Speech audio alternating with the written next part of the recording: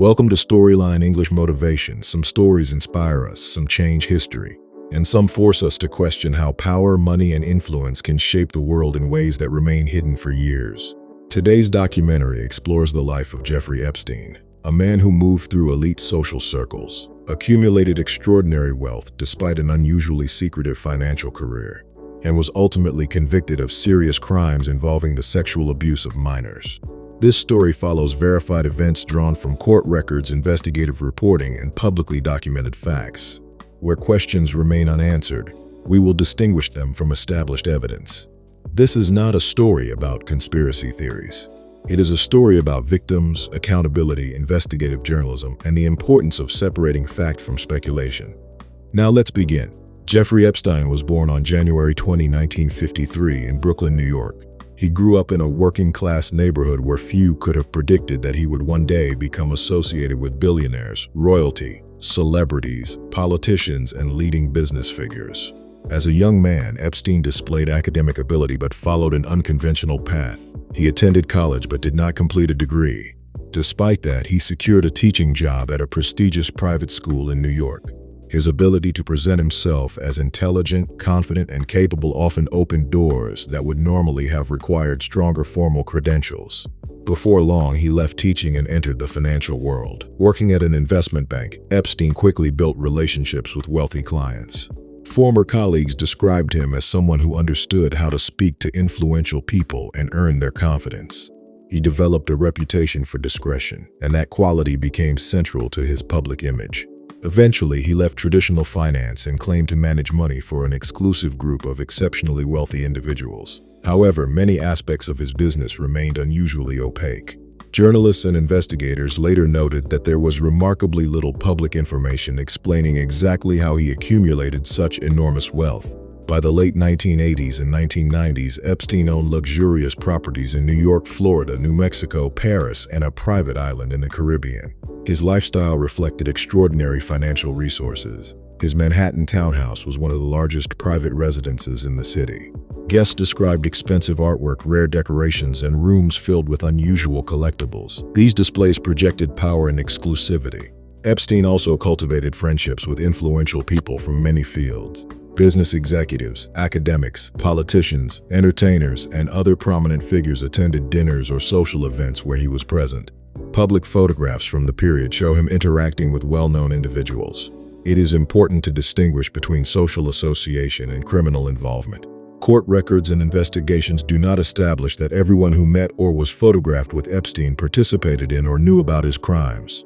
Over the years, many public figures have stated that they later severed contact with him or were unaware of his criminal conduct. Behind the image of wealth and influence, however, prosecutors later alleged that Epstein was exploiting vulnerable young girls.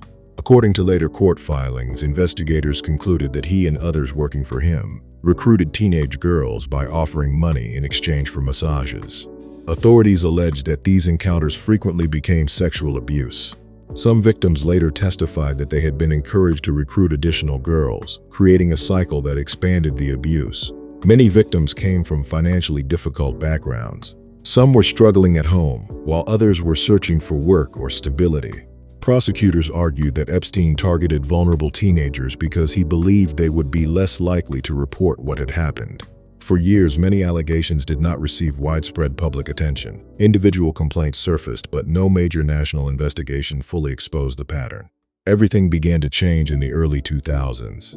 In 2005, a complaint made to police in Palm Beach, Florida, prompted an investigation.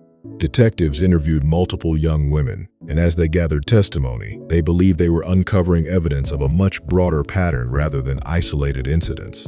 Investigators executed search warrants and interviewed additional witnesses. As the number of allegations grew, local law enforcement recommended serious criminal charges. The investigation eventually attracted the attention of federal authorities. Expectations were high that Epstein would face substantial prosecution. Instead, the legal process took an unexpected turn. In 2008, Epstein entered into a controversial plea agreement with federal prosecutors. Under that agreement, he pleaded guilty in Florida state court to charges involving solicitation of prostitution and procurement of a minor for prostitution. He served approximately 13 months in custody, but under a work release arrangement, he was permitted to leave jail for many hours during the day. The unusual terms of the agreement drew criticism from legal experts, victims, and later from the public. Another controversial aspect of the agreement was that federal prosecutors agreed not to pursue additional federal charges connected with the investigation at that time. Years later, this decision became the subject of intense legal and public scrutiny. Many victims felt they had been denied justice. Several later said they had not been informed of the agreement before it was finalized, leading to years of additional legal challenges. Although Epstein was required to register as a sex offender after his conviction, he eventually resumed much of his social life. Reports indicated that he continued meeting influential individuals and maintaining expensive properties. This raised an uncomfortable question. How had someone convicted of serious offenses managed to return to elite social circles so quickly? Journalists continued investigating. Among the most significant reporting came years later, when investigative journalists revisited the original case, interviewed victims, reviewed documents, and highlighted concerns about the plea agreement. Their work brought renewed national attention to allegations that had never been fully explored in public. Victims who had remained silent for years found the courage to speak. Their accounts revealed not only the abuse they described, but also the emotional consequences that continued long after the events themselves. Many explained that they had struggled with fear, shame, and the belief that no one would believe them because of Epstein's wealth and influence. Their testimonies became a powerful reminder that justice can sometimes take years or even decades to pursue. As public pressure increased, prosecutors revisited the evidence. What followed would transform the case from a controversial criminal prosecution into one of the most closely examined investigations in modern American history. The world was about to witness new arrests, new court filings, renewed investigations, and unprecedented public attention. But it would also become a story surrounded by rumors, misinformation, and speculation, making it more important than ever to separate verified facts from unproven claims. In the next part of this documentary, we will examine Epstein's 2019 arrest, the federal charges, the circumstances surrounding his death, the release of court documents often referred to as the Epstein files, what those documents actually contain, and why the case continues to generate worldwide attention. As public attention intensified, federal investigators began taking another close look at evidence connected to Jeffrey Epstein's activities. Years had passed since the controversial 2008 plea agreement, but investigative reporting, civil lawsuits, and statements from victims continued to raise questions about whether justice had truly been served. By 2018 and early 2019, prosecutors with the U.S. Attorney's Office for the Southern District of New York reviewed evidence that had not been resolved by the earlier Florida case. Unlike the previous prosecution, this investigation focused on potential federal crimes involving the alleged sexual exploitation of minors.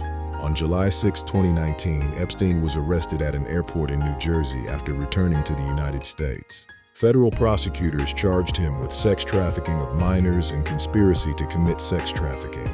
The indictment alleged that for years Epstein had recruited underage girls, paying them for massages that allegedly became acts of sexual abuse.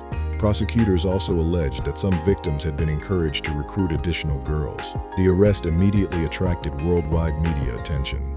Many people wondered why such serious federal charges had taken so many years to emerge. For survivors, however, the arrest represented something more important, a chance for their voices to finally be heard in a courtroom. During a search of Epstein's Manhattan residence, investigators reported finding large amounts of cash, valuable items, and photographs that became part of the federal investigation. Prosecutors argued that the evidence demonstrated the scale of the case and supported their allegations. Epstein, through his legal team, denied the charges and pleaded not guilty. A federal judge denied Epstein's request for release on bail, concluding that he posed a significant risk of flight because of his substantial wealth, multiple residences, and international connections. He remained in custody while awaiting trial. For many survivors, this marked the first time they believed the legal system was fully addressing the allegations against him. Several women publicly described the lasting emotional impact of the abuse they said they had endured years earlier. Their accounts emphasized that the effects extended far beyond the crimes themselves, influencing their education, careers, relationships, and mental well-being. Less than 6 weeks after his arrest on August 10, 2019, Jeffrey Epstein was found unresponsive in his cell at the Metropolitan Correctional Center in New York. He was pronounced dead shortly afterward. The New York City medical examiner ruled the cause of death to be suicide by hanging, the U.S. Department of Justice Inspector General later conducted an extensive review of the circumstances surrounding Epstein's death. That report identified serious failures within the jail, including staffing shortages, missed required checks, and procedural lapses. At the same time, the official investigation did not conclude that there was evidence of homicide. Epstein's death meant that the criminal case against him could not proceed to trial. As a result, many survivors expressed disappointment that they would never have the opportunity to testify in a criminal courtroom against him.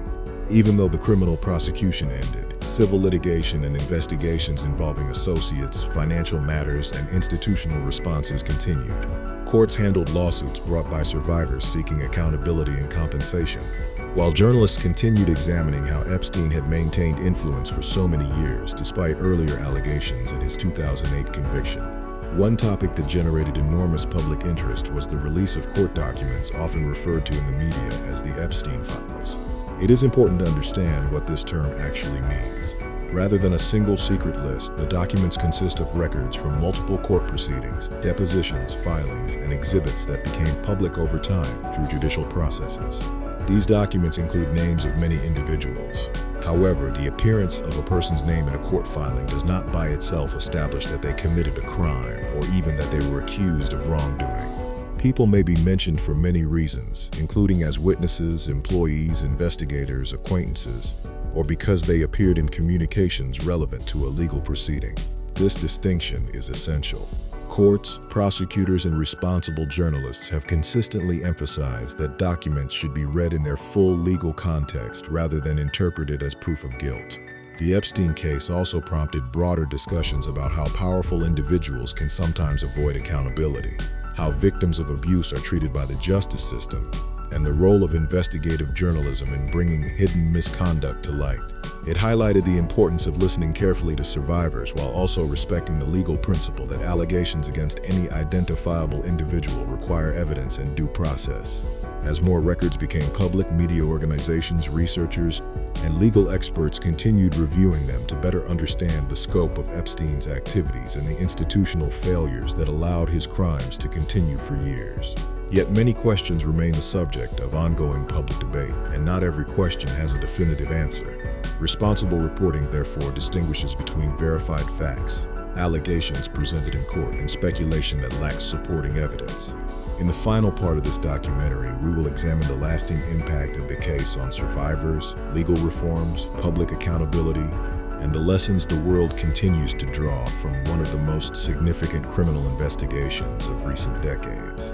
The revelations surrounding Jeffrey Epstein's case continued to influence public discussion long after his death. While the criminal prosecution against him ended, the broader effort to understand how his crimes continued for years did not. Survivors remained at the center of that effort. Many women who came forward explained that, for years, they believed no one would listen to them. Some said they had been afraid because Epstein was wealthy and well-connected. Others described feeling isolated or ashamed after their experiences. Speaking publicly required enormous courage, and many hoped that by sharing their stories, future victims might be believed sooner and protected more effectively. The case also prompted renewed examination of the institutions that had interacted with Epstein over the years. Journalists, lawmakers, and legal experts questioned whether warning signs had been missed and whether earlier opportunities to stop his crimes had been overlooked. Banks, businesses, and organizations reviewed their relationships with Epstein and in some instances faced legal scrutiny over how they had managed those relationships. Separate civil lawsuits and settlements involving various parties unfolded over the following years. These proceedings addressed specific legal claims and should not be interpreted as findings of criminal guilt unless established by a court. One of the most widely discussed topics remained the release of additional court records. As more documents became public through ongoing litigation, headlines often suggested dramatic new revelations. In reality, many documents contained information already known from previous reporting, while others added context to existing investigations. Responsible interpretation required reading the documents carefully rather than relying on isolated excerpts or social media claims. The public interest in the so-called Epstein files also highlighted an important lesson about information in the digital age. Names appearing in legal documents do not automatically indicate wrongdoing. Court records can mention people for many reasons, including witness testimony, travel records, communications, or background information. Each reference must be understood within its legal and factual context. The case became a reminder of the importance of due process. Allegations deserve careful investigation, victims deserve to be heard with respect, and conclusions about individuals should be based on evidence rather than assumption. Investigative journalism played a significant role in bringing renewed attention to the case. Reporters spent years reviewing court records, interviewing survivors, and examining public documents. Their work helped keep the story in the public eye and contributed to renewed scrutiny by law enforcement. For many observers, the Epstein case exposed weaknesses in systems designed to protect vulnerable people. It sparked conversations about how prosecutors handle crimes involving powerful defendants, how victims are informed during legal proceedings, and how institutions can improve their responses to allegations of abuse. Although many questions continue to be discussed publicly, not every question has a confirmed answer. Separating verified facts from speculation remains essential. This distinction protects both the integrity of investigations and the fairness of the legal process. Ultimately, the legacy of the Epstein case is not simply the story of one individual. It is also a story about survivors who refused to remain silent, investigators who revisited difficult evidence, journalists who pursued years of reporting, and a justice system that continues to examine what went wrong and what lessons can be learned. Thank you for watching this documentary on everyday motivation. If this story teaches us anything, it is that truth requires patience, evidence, and accountability. Powerful individuals should be subject to the same laws as everyone else, and the voices of victims deserve to be heard with seriousness and respect. As new information emerges over time, it is important to rely on verified facts, official court records, and responsible reporting rather than rumors or speculation. If you found this documentary informative, don't forget to like, share, and subscribe to Everyday Motivation for more well-researched documentaries, historical stories, and inspiring real-life journeys. Until next time, stay curious, seek the truth, and thank you for watching.